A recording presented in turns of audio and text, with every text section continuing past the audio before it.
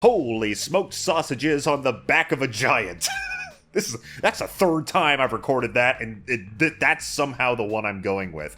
Hi everybody, it's me, Jacob, and I'm discussing something for the first time in a while. Sorry there hasn't been one in quite a while. I usually like doing these, I haven't been playing games consistently anymore because I used to have this regiment when it came to playing games to make sure I beat them, and I got kind of tired out by that regiment, and now that I've abandoned that regiment, I've gone back to just never beating games. So how about we talk about a couple of games that you're not supposed to beat. You're supposed to play them forever, grind them out, and spend all your hard-earned money on pulls. We got a couple of gacha games on the docket today. The only two gacha games that I've ever managed to actually get into. And not for lack of trying. I have kind of always wanted a game that I could play on my phone that scratches a particular itch and is also fun to play. And also is not just so brutally monetized that I run out of fun things to do in the first, couple days of playing. And I found one of those. It's actually going to be the second game I'm talking about, so I'm glad I'm really discussing that aspect of it real early. But the other one is still a gacha game. It's just not one I play on my phone, and I can't imagine playing it on my phone. My point is, today is a double feature of gacha googliness, and today I'm going to be talking about Zenless Zone Zero and Goddess of Victory Nikke. So let's start with the former, because it is the most relevant. It's a game that it just came out a few weeks ago as of recording this video, and people there's been a lot of discussion about this game, a lot more than I thought there would be, and a lot more than I feel like I saw leading up to it. I remember seeing this game when I feel like it was announced a few years ago, wasn't it? Like back when Hoyoverse were just dumped three different game projects they were working on all at the same time. It's like, hey, we're working on these three. Get ready to dump all your cash into these, everybody. And I feel like up until when the game officially released, or was just a few weeks out from release, I didn't see anybody talking about it. Maybe I'm just not in those spaces. I'm not the spaces I follow are, not big into this category of game at best, and against it at worst. So I guess that could be why I didn't see much on it. Maybe it was far more discussed in circles that are actually talking about gacha games. What is my experience? So I said that this and Nikke are the only gacha games I've actually managed to get into, but that's not for lack of trying. I think I said that already, but I've tried Genshin and I tried Honkai Star Rail, and for whatever reason, those two games just didn't hook me. They had what I felt like was a very dreadfully slow start, and with Genshin, I feel like if you start that game, put it down for a long time, it is very difficult to go back. Because I installed Genshin, I was standing in the middle of some field early in the game, looking around. I had a bunch of messages that gave me a bunch of different currencies that I didn't know what they did, and I was just immediately nah, I'm good, and then I uninstalled it.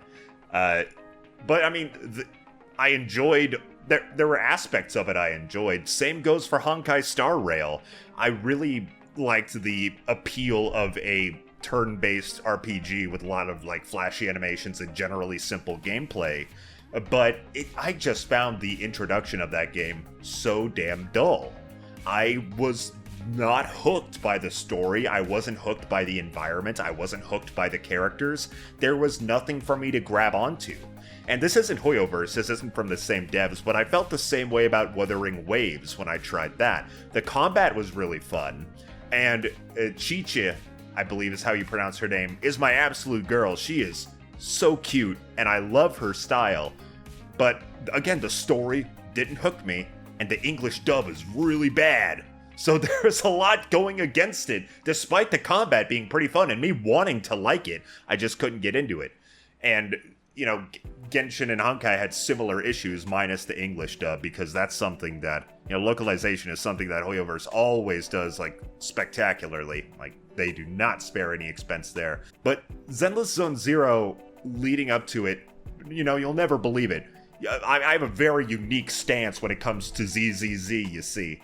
You'll be surprised to know that the game's style really hooked me from the beginning. Yeah, you don't hear anybody say like, oh yeah, the style and the urban fantasy setting and the squash and stretch super high fidelity and expressive animations. Oh no, that nobody thinks of that as the main hook of this game, the main thing that makes you not just want to turn your fucking head away, but it's nuts! Like, Genshin and Honkai, their style isn't bad. I don't dislike how those games look. I don't dislike their aesthetic at all. But ZZZ blows that shit out of the water. This game is just oozing with charisma and style. And like I said, squash and stretch animation that you really don't see, especially not out of a game with an anime art style. Like every movement that is done in the cutscenes or even in, the gameplay to an extent is just, it's really extra. And I will say, it can feel like a bit much sometimes. It can cross that line into over animation sometimes. But, I'm willing to look past it just because of how, on its own it stands.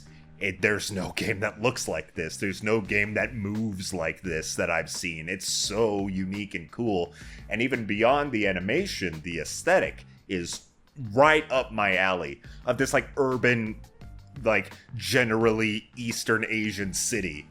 With a whole bunch of fantasy elements, like there's elves, there's, anthro characters, there's, talking little rabbit robots named Bang Boo that run things, there's AI, it's a really cool place, and, there's this hub world you walk around in between the combat segments, and it's one of those places, it's not even all that big. In fact, one could call it small, or even too small, or lacking in things to do in it. But it's the aesthetic of the town, of the city of New Eridu, just fits exactly what I find appealing so much that I just sometimes walk back and forth up the street in game just looking at the place. It's so cool. I'm a city slicker. I grew up in Tampa, Florida.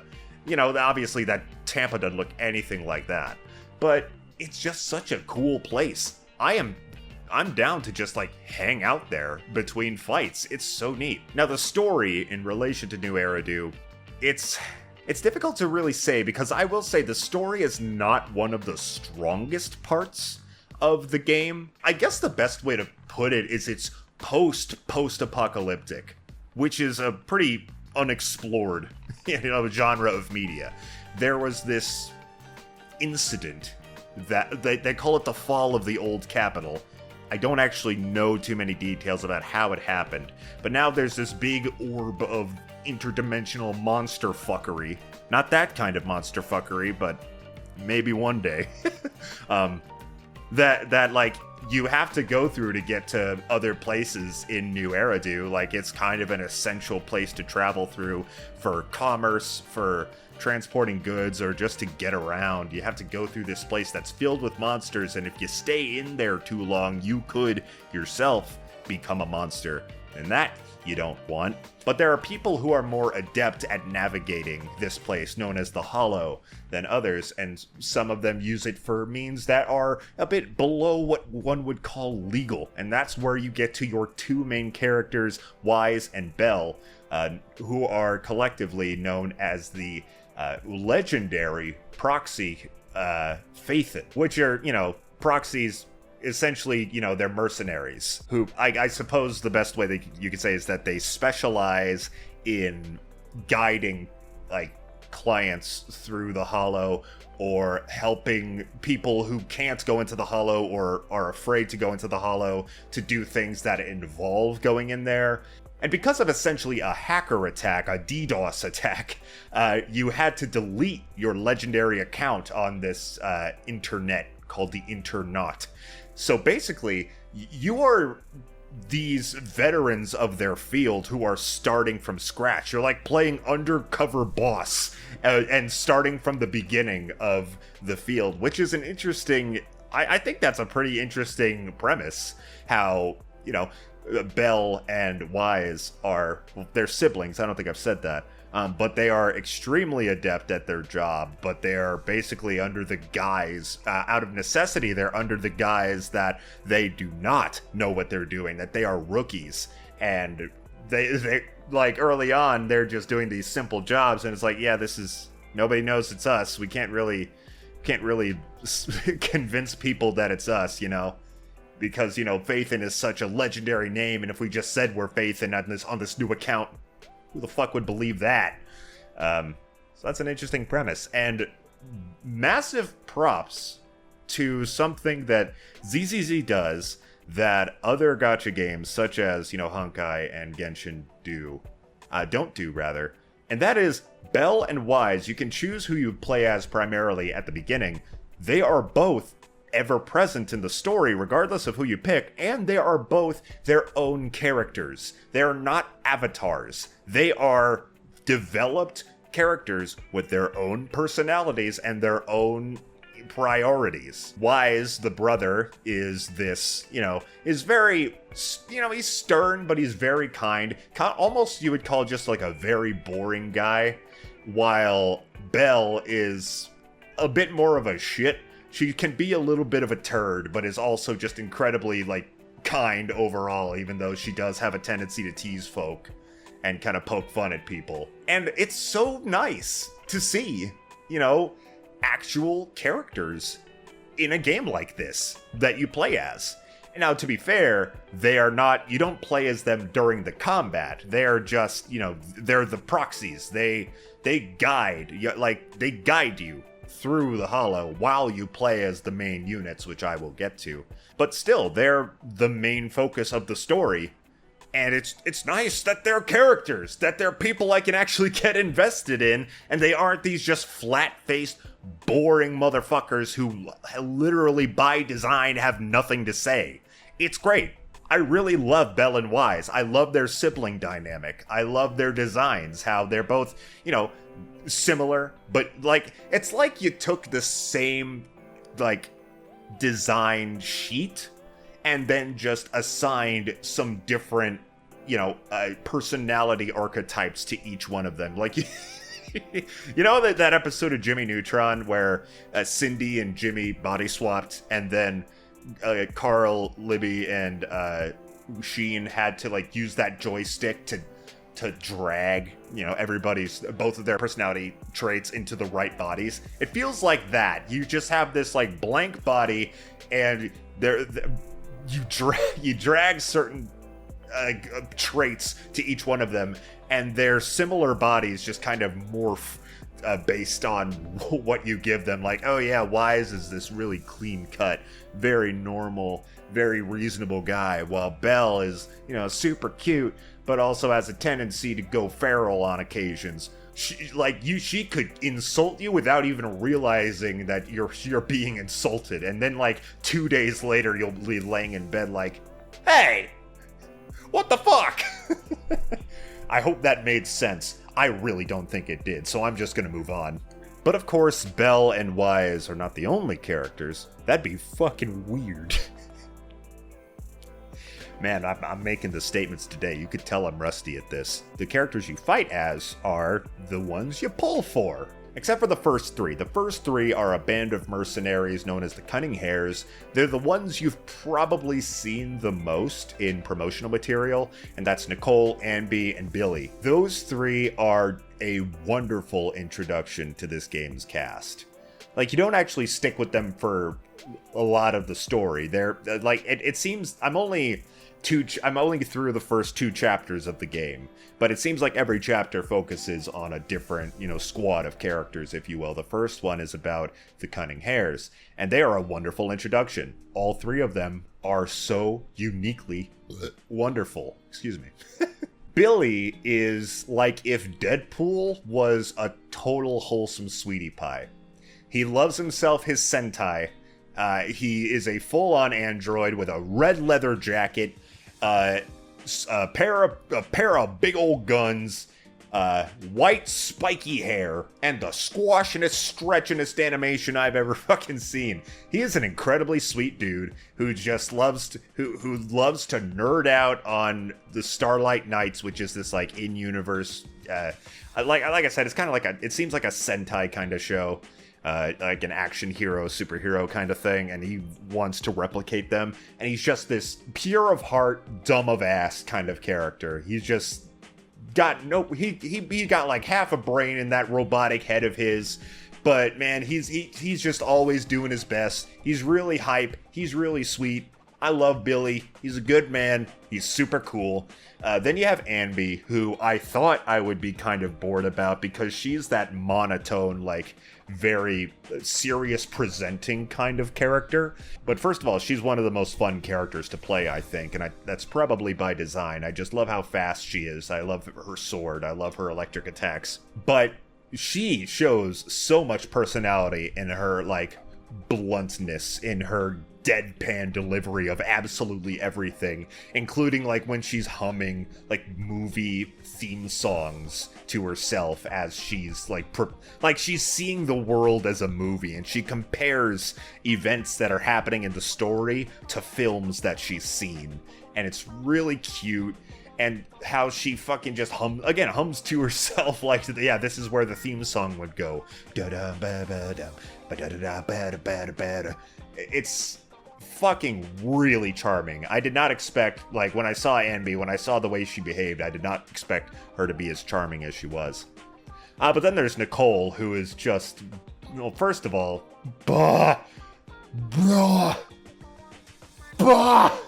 she's fine as hell, and I don't care who knows it. And she is like the leading, one of the leading examples of, goddamn, this is like the sexiest Hoyoverse game yet. Like squash and stretch doesn't just, it doesn't just apply to the animation of the movements, if you know what I'm saying. Like, characters got fucking gelatinousness to them. Like, god damn it. Putting aside the fact that when Nicole stops moving, the rest of her stops moving a few seconds later, which is, thank you, Hoyoverse, for this. Besides that, she is just wonderful in her own way because she's fucking pathetic. Nicole is such a fail girl, and I love her for it. Like, people are always, like, it in a way that never feels, like, truly mean. People are always putting her down. And, like, whenever she tries to be, like, cool, like, she's immediately called out for it, and she just never has a comeback. It's so funny. It's so fucking funny how everyone just dogs on Nicole constantly, and her only reaction is like, hey, stop it. Fucking, that's not nice. She's, oh, man. And she also loves money. She is just the penny pinchingest person. Well, no, she's not. Because she loves getting paid. She loves spending money. And then she looks at her wallet like, what the fuck? Where'd all my money go? I spent it all, but I thought there'd be more. Ah, man. Now I gotta be real stingy with our next client, since we're a bunch of mercenaries or some shit. And we gotta be like, oh, hey, well, we are charging you by the second. We are in here to save you, bitch. And then they're like, don't call me a bitch. And she's like, okay, fine, if you say so. She's so pathetic. I adore Nicole for how pathetic she is. And really, I went through all of the characters that you could actually, do your gacha loot box polls for. And really, all of them are great. Like, at least for the first, time I get them, I really don't think that there is a character in this roster as it stands now that I wouldn't be happy to pull for. That I wouldn't be happy to get on a pull. There's, let's see. There's Luciana, who is this girl of questionable age. She looks 13, but I also have read some dialogue that's talking about her favorite alcoholic beverages, so I have no fucking clue what that is. But she looks super cool. I love her, like, biker aesthetic. I like how she fights with a baseball bat and hits these little piglets around as weapons. She's badass. Lycaon, I think is how you pronounce his name. The just crazy, sexy wolf man. I haven't gotten him yet. I'm getting ahead of myself there, but I haven't gotten him yet. I really want him. He looks really cool, and apparently he's an old man in his own way, so that's fun. Coleda is a president of like a construction company, despite the fact that she is like less ambiguously, I think she's like 14, because they actually do talk about how young she is. But she is, like, I really dig her design. She and her company are the focus of the second chapter, and along in her company are some other great dudes. You got Anton, who's just the broiest bro, who fights with these like wrist drills, which is really cool. You got Bear Man, named Ben Bigger, which is a stupendous name.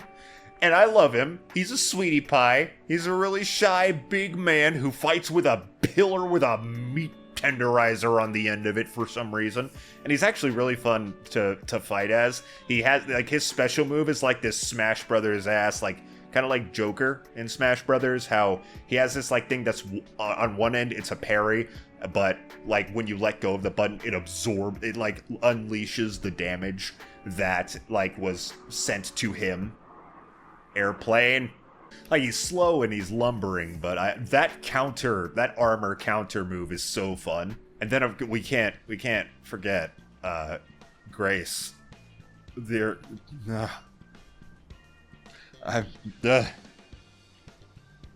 She's really cool. I love her personality. She's very she treats like she's a mechanic who treats her robot creations like her children. And she gets really giddy and excited about that. That's so cute. She's really fun. Her voice actress, like everyone else in this game, really is like triple S tier, absolute top-notch performance. Another airplane, god damn it. But also, I'm gonna be totally real with y'all here. It is really funny to see people who are just used to the petite, skinny girls in other Hoyo games, and for that to have their minds blown the first time they see a woman with huge fucking bazoings, man. Dude, they're stupid. They're stupid big. Thank God. Thank you, God above, for creating such badonkers. Woohoo! I could just make this, can this just change to Jacob discusses Grace's boobs? I'm not going to do that. I won't do that to you all. Instead, I'm going to talk about the gameplay. The main missions of this game are set up in a really unique way. Like, you travel this, grid map, collecting items and traversing, landscapes and solving puzzles. And that's supposed to be the proxy, if you will, for traveling around the hollow itself on your way to different encounters, which I find that to actually be really fun. I really like how it's set up there. I actually enjoy doing it, and I don't mind it. They can drag on for a little bit too long, but I mostly attribute that to the actual length of missions rather than these parts themselves. I think they're neat. Okay, that's the third airplane going by now. I think y'all might just have to deal with oh my god, this one's loud. Maybe not. Okay, never mind. That one was really loud. But anyway, where the fuck was I? Oh yeah. Yeah, I don't mind these map movement things. They're fun. I like them. But I want to talk about the combat, because the combat itself has been... I am shocked at how divisive this game's combat is. I continue to be floored by how, contentious Zenless Zone Zero is because of its combat. A lot of people, and I mean a lot of people, do not find this game's combat to be fun.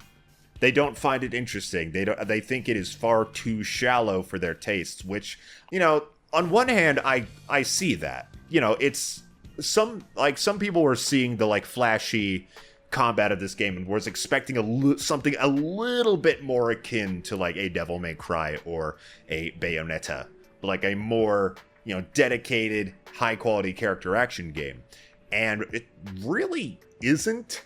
it's an action RPG with very basic combat. You have your regular attack, your special attack, and you can swap between 3 characters. You could dodge, you could perfect dodge, and the perfect parry is basically, swapping characters at just the right time, which is hype as fuck. There's obviously more nuance to it, but the point is, like, I am definitely not going to sit here and say that the combat isn't kind of shallow. If you were going into it expecting something deeper, and you didn't get that, then I totally understand why you feel burned about this game.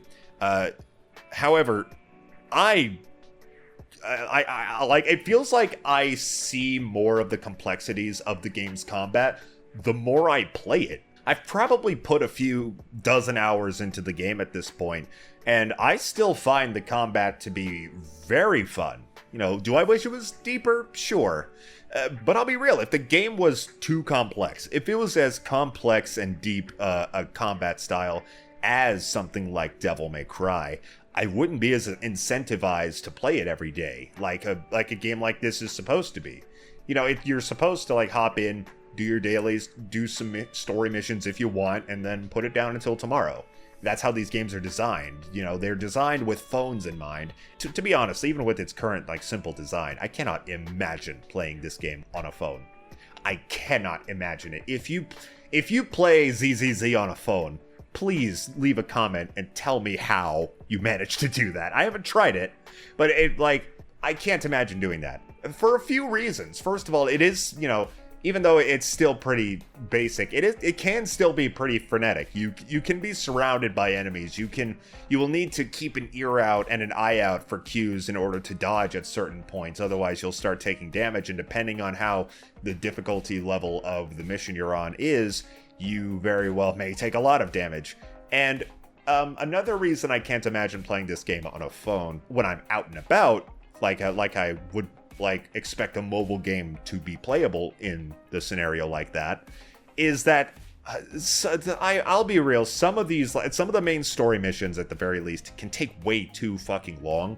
There's this one kind of mission called a Hollow Zero mission, which is like I think it's a mission through, like, a very exclusive part of the Hollow or something. I don't remember the exact lore behind it, but I think they only expect you to do those at once in a while and then replay older ones, because if you go in there too early, or if you're a few levels below the recommended, every enemy feels like an absolute damage sponge, and you are just walloping and walloping and walloping on these enemies all the fucking time, and your health does not regenerate automatically through different encounters. You need to actually get health items or special perks that you can get throughout these missions in order to refill your health. So if you're not careful enough, and if you're not a high enough level to be able to beef up your defenses or your health amounts before going into combat, you can end an encounter in really bad shape. And then once you reach the boss, it just takes forever to actually take them down because you're not at a high enough level. You get one where the recommended level is 30, and then the next one is recommended level 35. And because of this stupid gacha shit, with how, just like many other gacha games, there's a billion different kinds of fucking currency in this game, and it drives me crazy. It's one of the main things that kept me from getting into games like this in general. Leveling up your characters does take a little while. So I really don't know if maybe you'll get more different ones that are close enough together in level later on, or if they just really expect you to replay these pretty lengthy missions in order to get through them. But I'm like, dear God, no, they're my least favorite part of the game. The story missions can take a little while too, mostly because another weirdly consistent thing I've noticed in games like this, whether it be Genshin or Honkai Star Rail or Wuthering Waves, is just reams and reams and reams of dialogue. You would think that, in a game like this, again, pull out your phone on the bus, play it for a little while, you would think that the dialogue would be a little bit more compressed, a little bit less overly verbose, but no, man, people go on and on and on in this game. Cutscenes can feel like it takes a while. Last night, actually, I was like, oh yeah, I'm getting ready for bed. I'm gonna boot up Zenless Zone Zero and play, the next story mission. It'll probably only take me 20 minutes tops, right? It took me like 45 minutes, mostly because of the dialogue just going on and on. So this game can drag itself out, both in terms of certain types of missions, as well as just long cutscenes. I mean, the dialogue is, you know, well delivered, and the characters are really likable and well written, and kind of help push the game past any shortcomings that the story itself has. But Jesus Christ, there is a lot of dialogue that I feel like could be cut in half and still get the same message out there. It just takes too long. And the final thing I wanted to point out that, you know, is really the gacha mechanics. This game it feels mean. It really feels like a fair bit grindy. And it feels like the rewards that you get are not good enough or frequent enough for my tastes. You know, the game itself is fun. I want to be around these characters more. I'm interested to see where the story progresses. But man, the rewards you get do not feel substantial enough. It feels like it takes quite a bit of effort to get 10 pulls, which is, you know, the max you can do all at one time. And it feels like you get forever before you get something decent. And once you get all of the like A rank characters, you start getting them over and over again, and you start to just sigh at their presence. It takes too long to guarantee one of the S rank ones, and I'm at a point where I'm starting to get bored of the characters I have, because I haven't pulled Grace or Lycaon yet. I want Grace, but I have to play so goddamn much in order to fucking pull for her, in order to like possibly get that one guaranteed S rank, which they do, you know, count you down to. At least there's like guarantees at some point. But man, it takes it's like one S rank guaranteed every like 100 pulls, and if you get one before then it just resets the count. I am definitely feeling that burn, and it's annoying. You know, if you feel burned by the gacha, or if you think that just a game having gacha mechanics in it is a big enough turnoff that it's like you don't want to even bother, I don't blame you. And ZZZ is not great in that department so far. Feel like it takes me forever to get anything, to get any of the new characters. I have a good number of them, but you know, it's been a while since I got a new one. I'd like something here, man. Just throw me a bone. And no, I'm not giving you my money for it. But overall, Zenless Zone Zero is really enjoyable. The gameplay I find fun. I find it just engaging enough that I actually want to play it every day for at least a little while. And, you know, that style, man, like, that helps a lot. The game looks stunning visually, both in terms of its art style and animation. I really like it, and I plan on playing it for quite a while. I don't anticipate myself getting bored of the game for a good chunk of time. I plan on playing this for a while. I just hope that, dear God, I just hope that I manage to get enough characters going forward that you know, like a more variety, a better luck with my draws, if you will, you know, because I'm starting to feel the pressure to spend money on this game, and I really don't want to. So Jesus Christ, just give me Grace and we'll be happy, okay? I need them in my face, you know? I need them.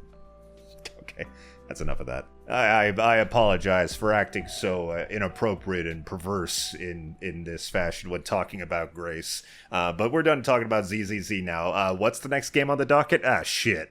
Yes, I really... This video, you know, I kind of tagged ZZZ on here because, I mean, I have been enjoying the game, but this is kind of an excuse to just talk about a game I've been playing for, like, literally every day to some extent for the last several months. A game that has fucking grabbed me by the fucking nose and will not let go. And I am just shocked at how much genuinely positive things I have to say about that. And that is Goddess of Victory Nikke. Now, you may have seen advertisements for this game around social medias. And the advertisements may give you the impression that this game is about women with jiggly asses firing guns, and you would be correct in that statement, and to say otherwise would be a disservice to you and your intelligence as a human being. But I am here to say that while, yes, jiggling recoil ass, gelatinous booty shaking is present in the game, Nikke has absolutely floored me with how much more it has to offer, both in terms of the content itself, as well as just, I was just complaining about how stingy ZZZ's gacha feels. Nikke is like the other side of that coin. And from my understanding, I'm not alone in the thought that Nikke seems to be one of the most generous gacha games on the market. I'm just gonna say right off the bat that I'm like drowning in resources to do pulls from, and since unlike in ZZZ where like characters and weapons, quote unquote, are mixed in the same pool, in Nikke you just pull for characters, so you're gonna keep getting new characters pretty frequently. And, while the A rank, or the SR rank in this case, characters, there's not very many of them, so you're going to be seeing them a lot, as well as the bottom rank characters, which are basically rendered obsolete within 30 pulls, where you're just never going to use them. I have gotten more SSR rank characters, which is the highest rank you have, than I know what to do with. I have never, at any point in playing this game, and I've been playing it every day for like 4 months now, I have never been pressured to spend money on pulls. I have spent money on costumes. There are 2 battle passes, $20 each, that I have purchased, and I got the goodies for it, and I got the costumes at the end of it. I've never even really considered spending money to pull more characters because I was just happy with playing the game and getting pulls. And before, since we're on the topic, I don't want to just, I feel like I should talk about other aspects of the game first, but I'm just going to stick on this. And I want to just give you an idea of how generous the game is. At an absolute base level, you get 100 gems for every 5 campaign stages you complete. And the game does not have any kind of stamina, so you could theoretically play the entire campaign from beginning to end in one sitting. Your only hurdle would be the levels of your characters, which you eventually need to, just level them up and get materials to actually make your character stronger. One pull cost 300 gems, so at the bare minimum, you are getting one pull about every 15 minutes, which is, pretty good. But also when you take into account, there's like a billion other ways to earn gems. You earn gems by doing all of your dailies. You earn more gems by doing all of your weeklies. There's other modes that give you, 50 to 100 gems for every one you complete. You get gems for, collecting enough stuff from your passive resource gathering thing. You get gems for fucking, increasing your bond with the characters. You get so many gems. You get so many pulls. I am shocked at how generous the game is. I have used those pulls and I've gotten dozens of SSR characters, I don't even want to spend money on it. I don't have to. I just need to be a little patient, and I'll eventually get something cool that's new. And even if you get duplicates, of course, you can apply that to the character you already have to power them up. And if you get 3 duplicates of the same character, then you get their, little super attack cutscene as wallpaper. So even the duplicates are exciting if you like the character. Fucking hell.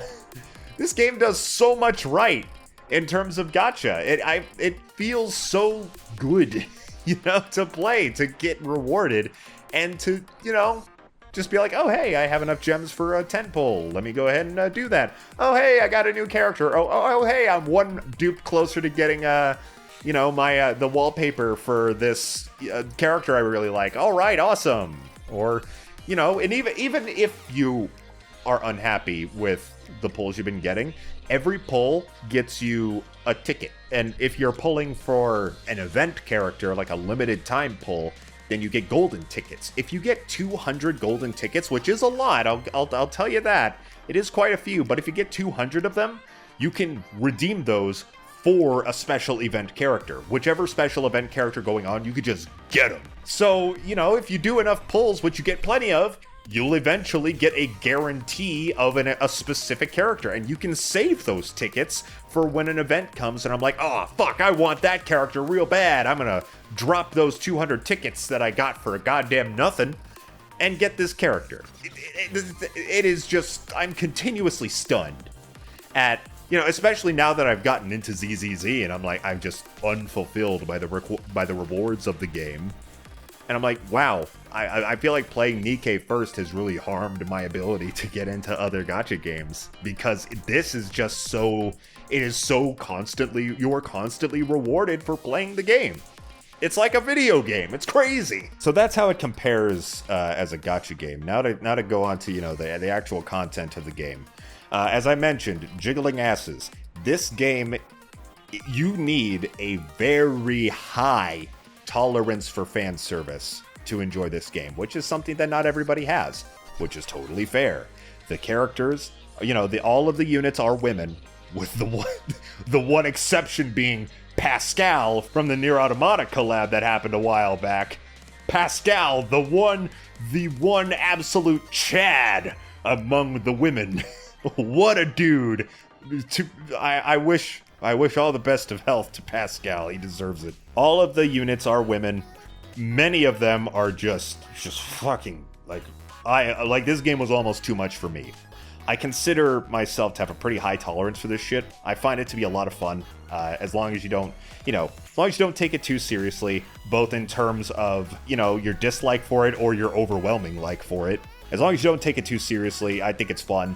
But, you need to have a pretty high tolerance. There's boobs, there's butts, they flow and they wobble and they jiggle and they fucking vibrate. This game is very, very sexualized. Like, I remember one of the first characters I pulled was a girl named Volume, who, her idle animation is just like her, borderline spreading her legs as she sits on a chair while her, massive bazooms wobble in two different directions. And then, she has extra jiggle on her ass because, I'm guessing because she's a rapper, her butt is massive, and it literally looks like it's full of helium when you're playing the game. As you aim, it just flows like a fucking feather. It's so stupid. And I don't even really like her that much. She's really mean, but I just want to throw that out there.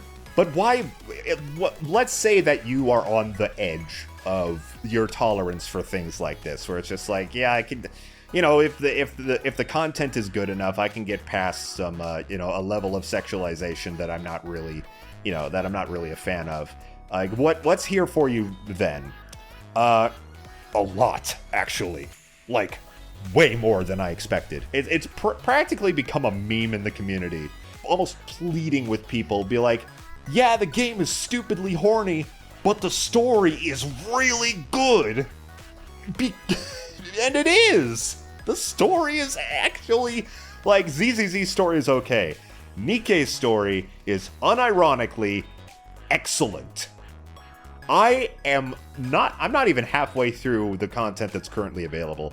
As of recording, I think that tomorrow they're going to release chapters 31 through 33. I just finished chapter 14. And I am just constantly enthralled by this game's story. I don't want to say the word plot, because that has other connotations, especially in situations like this. But yeah, the game's story is really gripping, and unlike, again, poor choice of, god damn it, and unlike other gacha games I've played, which have it feels like their intro is just so plotting, the game really starts hard and fast with you waking up in the middle of a battlefield being saved by this one Nikke. Nikkes are androids, biomechanical androids with human brains And, you know, it's not the most unique premise in terms of that. It's very similar to Nier Automata, which I discussed earlier. They did have a collaboration, and you could at some point get to play as, which is cool. You know, it's a very similar story as that. Sexy androids made to protect humanity from aliens, and they are not very well respected by those humans who created them. That is, you know, that's the basic concept of Nikke. And you play as the commander who says fuck that to the disrespect and is like, these Nikkes are my friends, dude. Like, I'm not gonna like these four Nikke who saved me, one of which, you know, it's the first major thing that happens, one of which turns out to have been corrupted by the aliens, and I'm terribly sad to let her go because we had that bond, and I saw how sweet she was. I was very nice to her, but then I met this other squad who I was nice to as well, and who seems to respect me, and I'm not going to betray that trust. That is the basic premise of the game, and it gets sad, like it gets so fucking sad. Like, there are some genuinely sad moments to the game.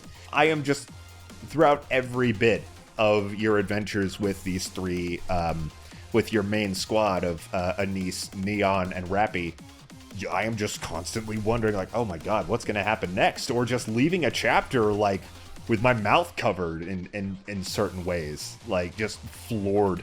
Like, floored is really the word I keep using, but it's just, I'm amazed at how into this story I am, how invested in these characters I am, and how, like, like touching it can be, how like genuinely emotionally affected I am at some of the dark and sad and engaging moments that Nikke has. And I just want to, you know, I want to make that clear, is that if you are looking for a pretty good story, you're gonna find it here. It's cool. Like this, like humanity has been, you know, driven underground by these robot aliens, and you as a commander under the orders of the central government, some of which are cool, some of which are not. You know, your main commanding officer Anderson is actually a pretty cool dude. I wasn't sure if he would be at first, but he is awesome. Like, even outside of the Nikkes, like there's some really neat characters in this game. It's just cool. Like, I don't want to spoil too much. Like, I already feel like I've provided one pretty sizable spoiler, but again, it's like the first thing that happens, so I'm more comfortable with that. But from there, it just evolves more and more. More troublesome things happen. You and your team, through the power of friendship and not being racist, like, overcome them. You fight the aliens, you fight corruption within the underground arc that humanity has taken refuge in, and it's cool. It's really interesting. And, you know, I just finished chapter 14. I hope that the next 15, 17, etc. chapters are, you know, I hope they keep up this pace, because I'm enthralled, genuinely enthralled by this game's story. And what helps is the characters as well. You meet a number of the actual characters that you can pull for throughout the story itself, but in addition, you know, there's frequent, you know, events, which consist of anywhere between 12 and 24 cutscenes that you can play over the course of a few weeks that tell their own story with their own writing that's separate from the main campaign, and that's, you know, they tend to be pretty high quality as well. In addition to that, I mentioned earlier that you get gems for increasing your bond with certain characters by advising them every day, which itself, you know, can give you more insight into the characters' personalities, because you're essentially provided with a conundrum that they're facing, and you have to answer in a way that they would like in order to increase your bond with them more. And as your bond increases, not only do you get those gems, not only do they increase the character stats in certain places as well, but you also get, like, Fire Emblem-esque support cutscenes, or bond moments, bond cutscenes. Each character has 5, and they tell their own story, which can vary in depth and interestingness.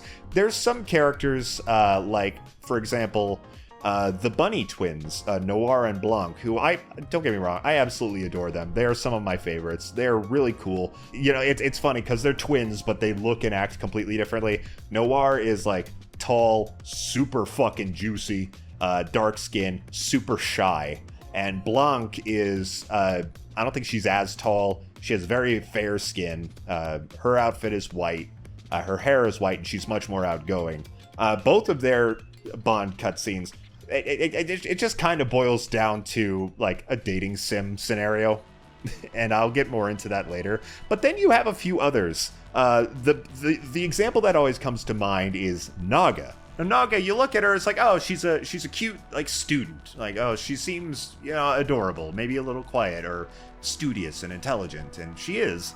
But also, I will be spoiling this for the record. I will be spoiling Naga's Bond cutscene. You learn that she is very stressed out about her exams, which is, you know, that's a thing that you do as a student. You know, exams are important. You want to be able to graduate. You want to get your you want to get high scores, so maybe you can get into like a good college or whatever. And you know, that is stressful. Especially when you're in a school for Nikkes where your exams, you know, they're not written exams, they're active combat. And now that you're a third year, I think, you just spent the last few years watching your friends and classmates die in front of your eyes. And you have genuine PTSD because of it. What the fuck? That's so fucked up. That's so sad. Jesus, that's brutal, man. Like she's done this 3 times, and through other ways you learn about her character, she seems almost disillusioned to it. She seems like cynically disillusioned to the fact that her exams involve her witnessing the death of the people she's been learning next to for the past however many months or years. Just watching them die if they fail. You know, it's fucked up. I'd have PTSD too.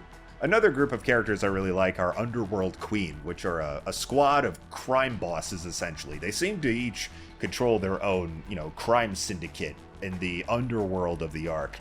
But they're also friends at the same time, which is interesting. Moran, Sakura, and Rosanna.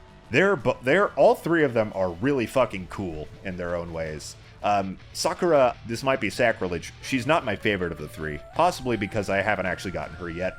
But an event just passed where she was a very big focus. She kind of showed her own charms in that. She's pretty cool. But really, Moran and Rosanna are definitely my favorites. Moran is just a chill girl. Like, first of all, her English voice actor, first of all, this game has full English dubbing. And it's pretty hit or miss for the record, but it's still nice to have.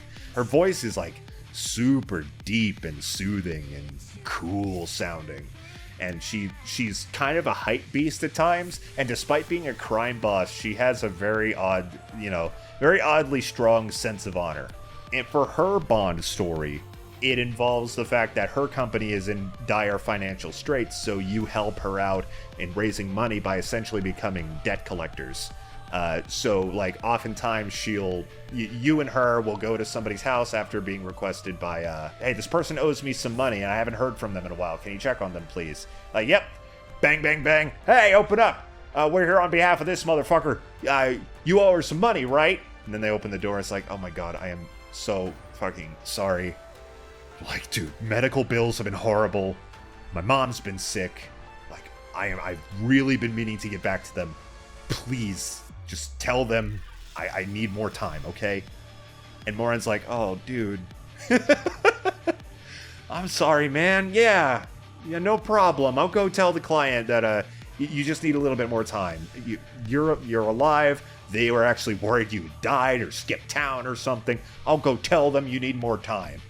And like it seems to be played off as not a scam because Moran reports that, and it's like, oh, I see. That's understandable. Thank you. Here's your fee. And then Moran's like, nope, we didn't do what... Don't pay us. We didn't do what we said we'd do. Keep your money. Keep it.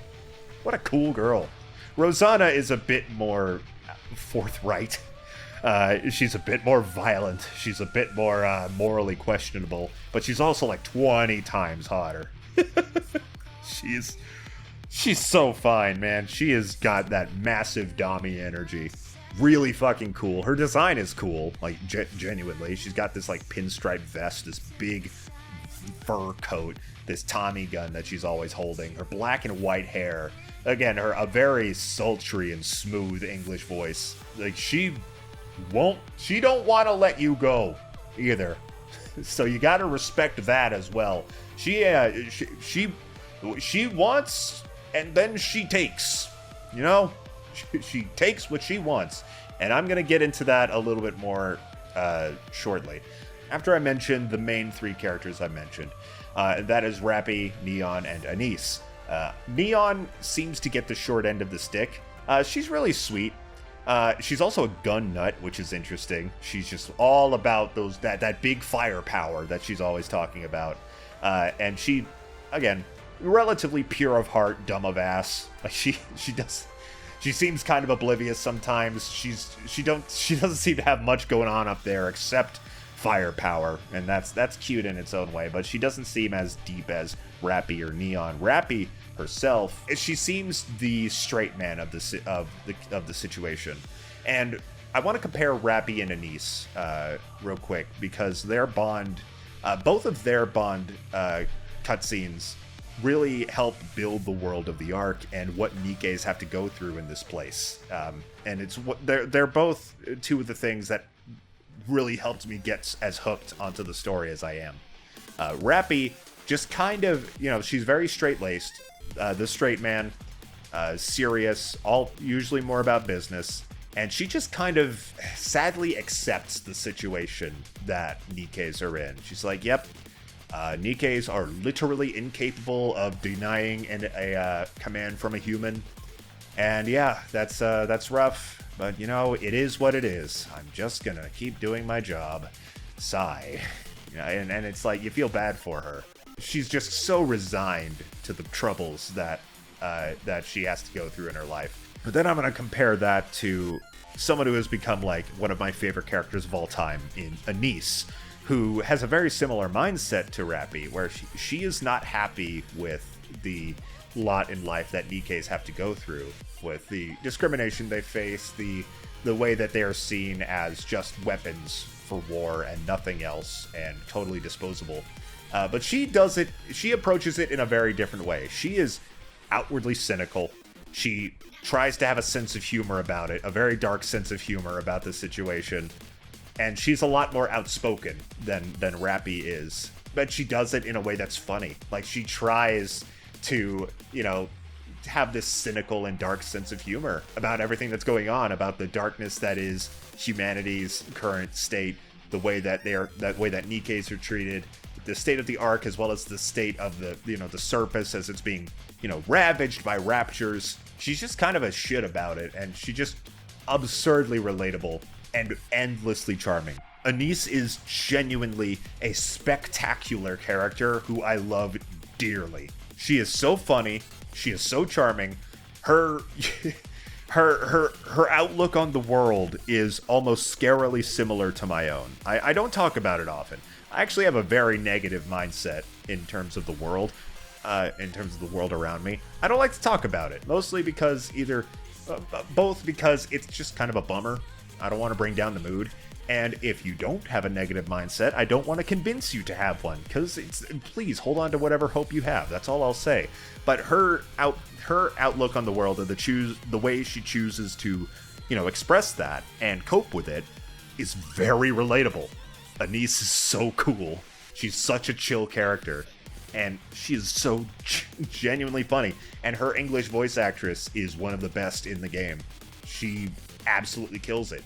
I remember there was this part in Chapter 13 that was kind of hyped up to me as a part where Anise, and particularly her voice actress, absolutely kill it, absolutely shine, and I will not spoil a single thing about that other than the hype was warranted, because goddamn, that was some good performance there.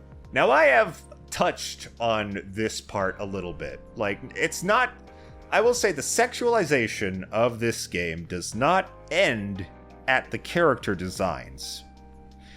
Because the commander is just a fucking Giga Chad and not even bordering, just an adulterous motherfucker. Like, this game is as much like dating sim / harem sim in terms of its, in terms of some of the Bond cutscenes. Because goddamn, the main character is a popular guy, and there are numerous Bond cutscene sequences that end unambiguously with the main character getting laid. And I am once again floored in a way by how not really cringe it is for a number of reasons having to do with the commander's general demeanor and personality. First of all, he's not quite as much of a character as like Bell or Wise are. Those are just full-fleshed characters. The commander still is a little bit bland because he's an avatar of you. Early on, they try to use they/them pronouns to give you the idea. It's like, oh, it could be a man or a woman but eventually it just evolved into, we know our audience. It's mostly straight dudes, so we're just gonna make him a man canonically. But he does have some personality to him, which makes it a little bit more understandable. But then the way he carries himself, it's not like in other like harem anime where the main character is this just super boring dude, where it's just like, how the fuck do you get all this shit? How do you have so many girls fawning over you when you are so boring and average? Because that it's supposed to, whatever. I don't need to explain the philosophy behind harem anime, and I don't want to, frankly. But the thing about it is the commander is not really average. First of all, you do not, or you very rarely see the commander himself in full body, but by all accounts from the other characters, he is sexy as hell. He's incredibly built and hot, and I think it's mentioned that he's also hung, so I mean he's at least good looking. He's a good looking guy to start off. Secondly, he is absurdly selfless. The dude will absolutely drop everything he's doing to help out somebody. One of the past events is like this cheerleader character needed an extra for her squad in order to compete in this competition, or in order to spice up their performance. And the commander was like, "Say no more. I will help with this cheerleading shit." And you hear that and you get the idea. It's like, oh, he's just maybe he's just hoping to get laid. No, that story doesn't end with any romance. And he doesn't ask about that either. And that's another thing where it feels more reasonable that the commander gets all this ass, is because he's never the one to initiate. He's not this, dude who's like, oh yeah, if I help this girl, maybe she'll slob on my knob for a little bit. Sometimes it ends up that way. But if it doesn't, he's not really bothered by it. He's just happy to help these people because he's their commanding officer. He cares about these people. He cares about these Nikkes when society as a whole doesn't. And he's just a cool guy like that. He's just like, yeah, I'll help you with your cheerleading squad. Oh, we did it. We got second place. Awesome. Glad I could help. And that's that. And he's not like a pervert either. Or at least he's not a pervert when it's not appropriate. Sometimes the Nikke's like, hey, check out my boobs. And he's like, those are some boobs. Those are some pretty nice boobs you've got there.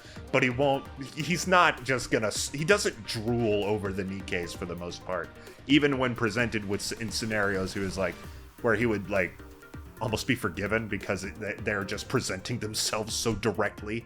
The commander could be worse. There could be a worse main character to be put in this situation where, you basically end up forming a fucking harem of these, sexy androids.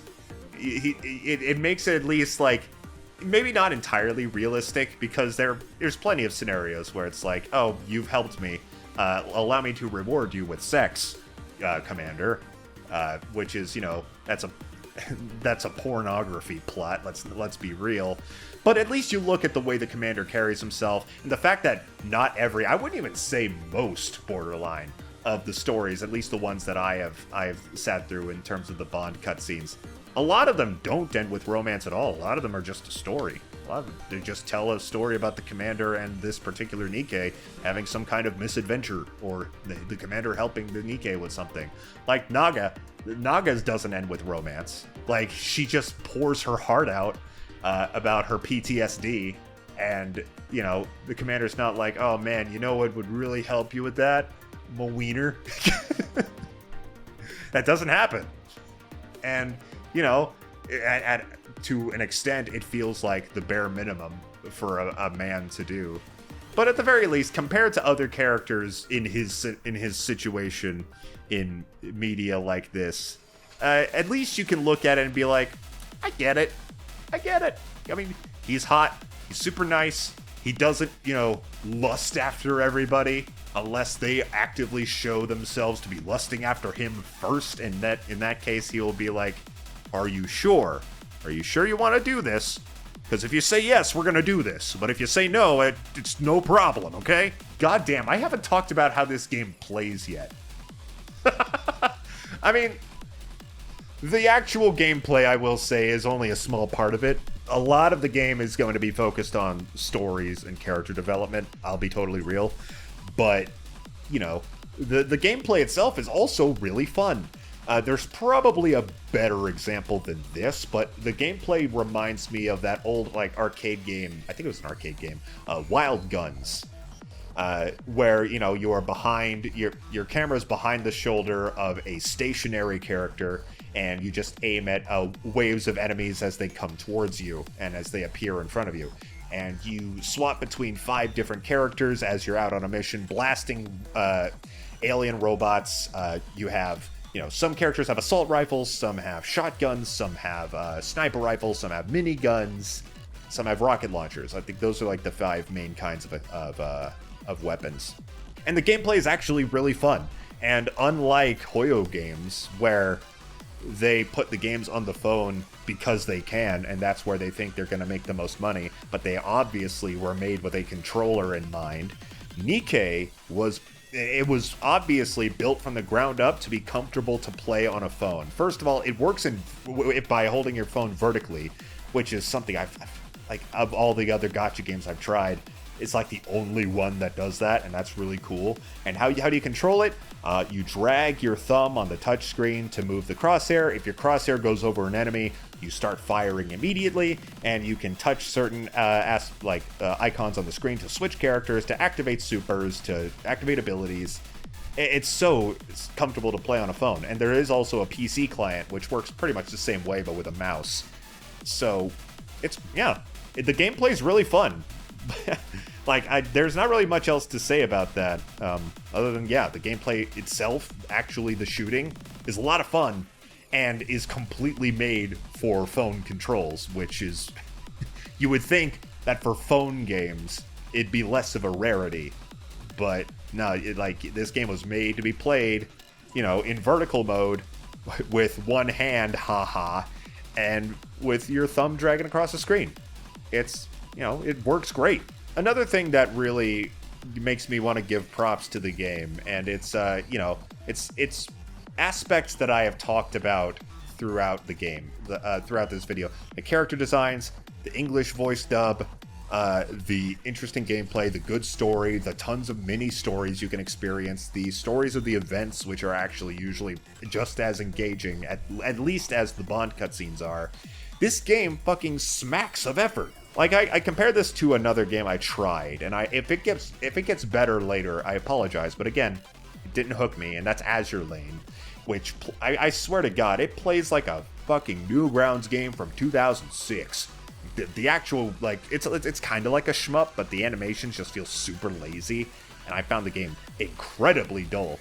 All of the effort into that game Feels like it went into the live 2D wallpapers of the horny characters that you only see like in the menus and shit. Nikke feels like there is effort oozing out of every pore. The characters are also animated through live 2D. They have actual like bespoke idle animations, so they actually move when they're just idle in cutscenes. Their, animations when they're shooting look good. The burst animations when you activate their special abilities look really cool. Of course, there's English voice acting, which, again, it seems to be a rarity in gacha games like this. Which, again, it's very hit or miss. I will straight up say there's some performances that are very much not good, but there's plenty of performances that are excellent as well. And the fact that they even went through the effort of putting an English dub in the game is nice. The music is really fucking great. Like, the soundtrack overall is spectacular, incredibly catchy, and events, usually limited events come with some kind of vocal track that is just as, like there's this one event that happened like 2 months ago, and the theme for that is still in my head. It's crazy. Effort is just absolutely being poured out of every pore. And especially in places where a gacha game like this doesn't really need that effort, like in the, in the story or the idle animations or the music or the voice acting. And that, combined with another aspect, makes me give their developers, which are Korean studio Shift Up, I have a weird amount of respect for them that I wouldn't normally have for a gacha developer. And that's for a few reasons. First of all, they seem pretty involved with the community. Like, they listen to feedback, and they add a whole bunch of shit that is totally, like, just cool things. Like, they recently did a collab with Dave the Diver. I don't know anything about Dave the Diver, but, and I haven't played this minigame at all yet, but from what I've heard, it's just Dave the Diver, but in Nikke and with Nikke characters. And there's no monetization about it either, other than, like, I think you could buy a costume. That is a Dave the Diver themed costume for one of the characters. But it's just a mini game with no real fucking, like, monetization to it that was just added to the game because it's cool. There's this other mini game that I think is limited, but I think you can still play it. That's basically Vampire Survivors, but with Nikke, and again, has 0 things you could spend money on in it. There's just so much shit. It's like, why would you do this? You're a free-to-play gacha game. Aren't you supposed to be greedy and awful?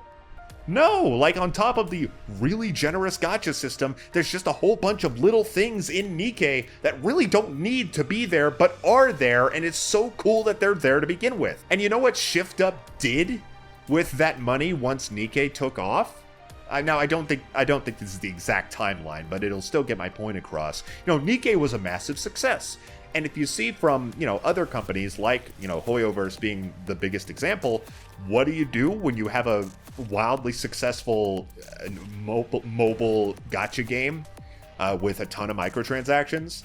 What do you do after that?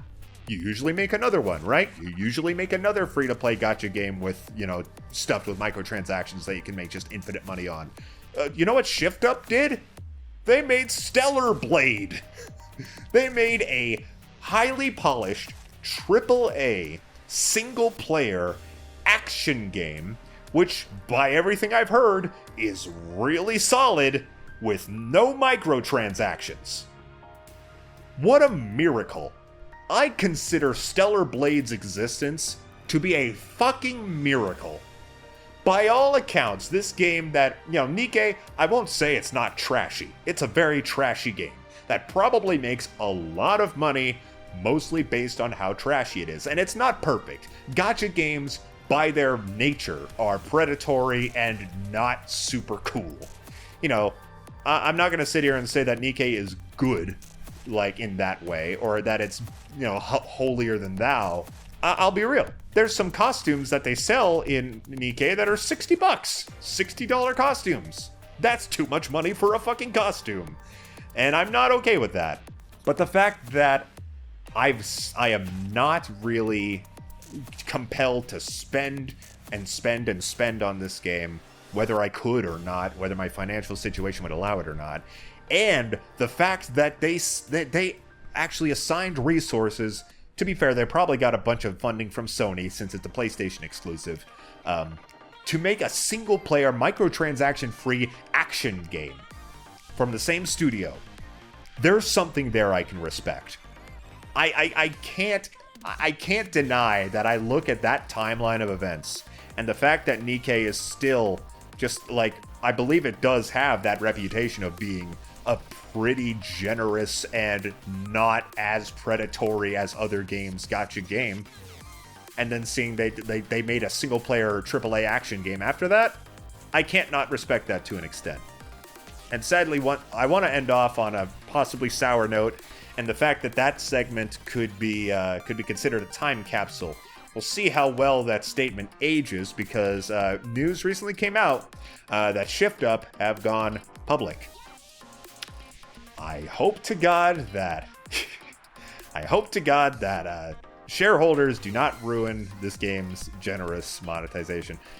People are worried that, like, oh no, like, I'll just be upfront. The Nikke fandom can be really fucking cringe. You know, you get a bunch of gooners together, they're gonna be, like, really weird and weirdly paranoid about their boobies being taken away from them, because I've seen so many people worried that since Shift Up have gone global, like, the main concern is like, oh no, they're gonna sanitize the game, they're gonna get rid of the sexualization. You see, it's already been happening. Several of the last events have not centered around the character wanting to, like, considering sucking the commander's cock to be the greatest, you know, honor that you could have. That must mean they are censoring themselves. Oh man, and the shareholders are going to completely sanitize the game and make put everybody in fucking burqas and shit. As if, you know, as if that's not genuinely bordering on delusional. Sexualization is so ingrained in Nikke that if you wanted to fully sanitize the game, you would need to start over.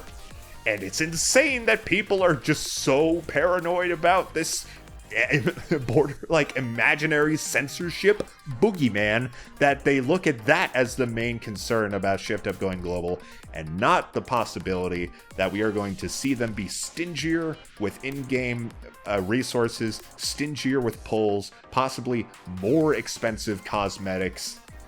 This could end badly. The game could be ruined by shareholders asking, why haven't you tripled your revenue this quarter, Shift Up?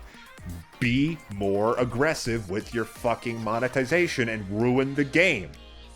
That is the main concern here.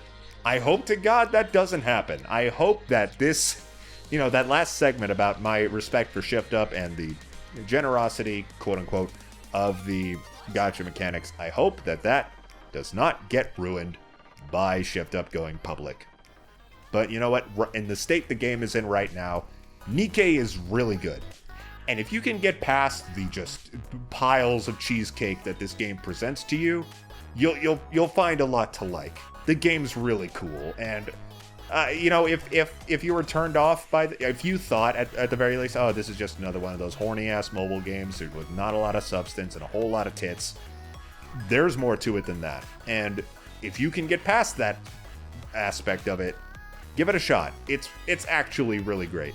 Alright, so it's a few days later, and I have learned that those airplanes that you were hearing during the video, they're military jets that just circle over my fucking apartment all day long. So I'm gonna read these Discord comments from the Michaela Thornbrain Discord that you can join for $5 a month in the Patreon link in the description.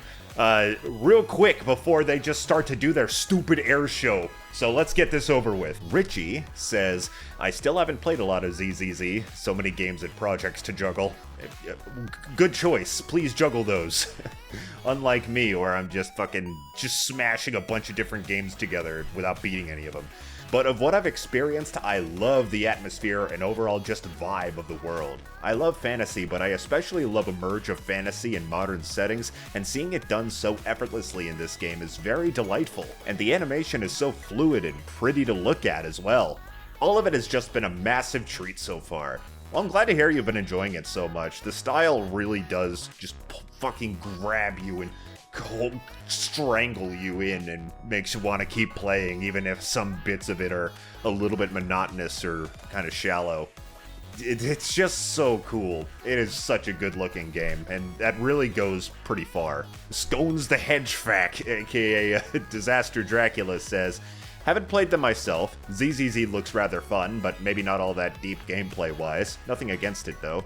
English cast also seems quite good, but with Nikke, I constantly want most of the girls to see a chiropractor, because those poses look mighty uncomfortable.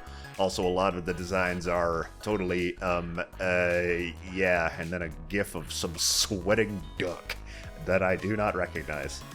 Yeah, the default poses in Nikke can vary, but they're always like even though they're idle animations, they're like in the middle of some kind of action often. So you'll see their hair just kind of floating in place as if the wind was blowing it, and then their atoms just stopped, or at least try to stop in the middle of the like blowing winds. One that I really hate, actually, like the default pose for her is Neon, because like her default pose has her like skirt, her back to the camera, and the back of her skirt all bunched up under her fanny pack so you can see her underwear.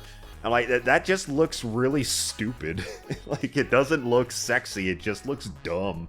I just hate it. I think it looks so stupid, and it bothers me a lot, especially since Neon is definitely not one of the not a very sexual character.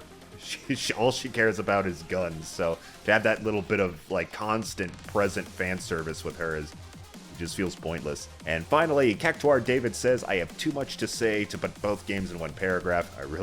If you really only need one, just pick the one you think is best. Nah, it's good. I'll read them both. I'm a nice guy like that. You need a certain amount of tolerance for horny designs, but if you do, then you'll find a shockingly competent gacha game in Nikke. Not super far in yet, but from the tutorial chapter on, it subverts some of the most standard tropes of the genre, and the cast has fun personalities that bounce off of each other well. Translation on the main story path is also great, which I certainly can't say about most gacha games. Would recommend. I hate to break it to you, but there is actually a lot of really iffy translation later on. Oftentimes you will, the subtitles will say one thing and the characters will say another, which happens sometimes, but this extends to, names. For example, Senti, who is a member of a company called Mighty Tools. It's called Mighty Tools in all of the game's text, but Senti herself in voice refers to it as Raise and Rebuild, which I'm guessing is a name from the beta that has been changed or something. So she just constantly says the wrong name of the company. And the character Privity is constantly referred to as Liberty, which, I mean, one hand, I think that's a better name. Secondly, again, that's not her name. Everyone just calls her Liberty out in voice, despite the subtitles and her actual name being Privity. So there's actually a lot wrong with with the translation at times, or at least the cutscenes versus the dialogue.